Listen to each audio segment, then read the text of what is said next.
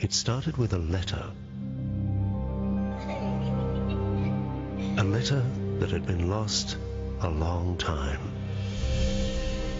The Distant Hours begins with Edie Burchell, a young woman who's visiting her parents for lunch when a mysterious letter, lost for 50 years, drops through the mail slot.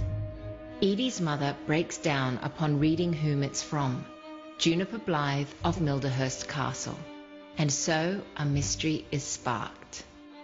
Edie determines to learn the truth about her mother's secret past and is drawn into the wartime world of the three Blythe sisters, elderly spinsters now and living together still in the crumbly castle in which they were born and raised by their father, Raymond Blythe, author of the children's Gothic classic, The True History of the Mudmen.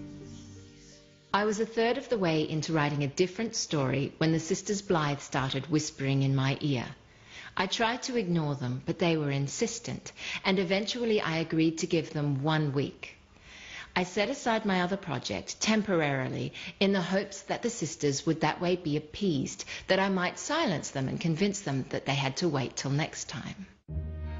I wrote the first chapter of The Distant Hours, in which the lost letter arrives and Edie learns the name Juniper Blythe in a single night, and by the time I went to bed I knew I wouldn't be returning to the other project. I couldn't. It was clear to me that this was the story I had to tell.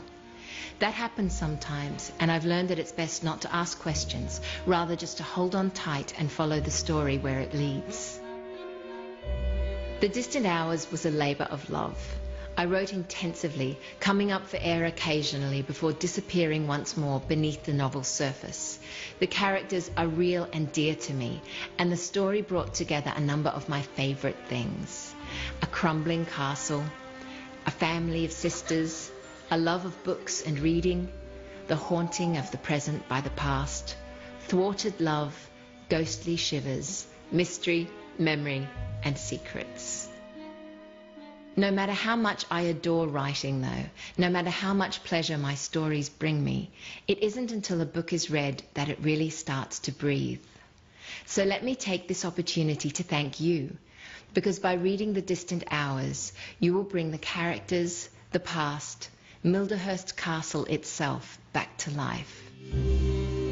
The Distant Hours, the new novel from best-selling author Kate Morton.